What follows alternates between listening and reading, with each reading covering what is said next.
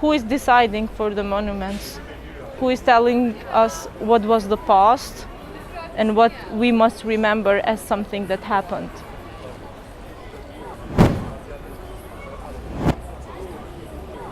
I don't understand why every monument has to be about the war or, you know, that political figure or this political figure.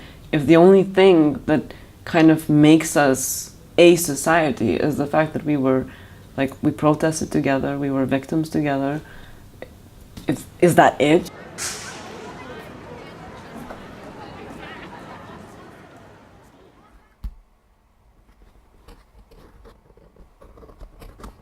Through most of national history, you find very few women who are depicted or who are talked about as being relevant in whether it's literature or art or politics or whatever it is. That is lacking to the landscape of monuments, but I'm not sure No. We need that balance of monuments. I would actually get rid of all of them.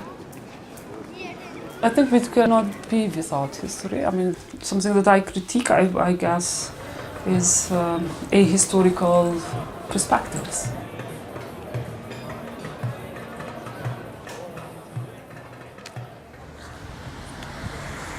We still have this, I think, idea of the monuments of being, you know, they have to represent something. You know, they have to represent honor, glory, the sacrifice, the ultimate sublime sacrifice. They don't have to represent, you know, the real human being behind that.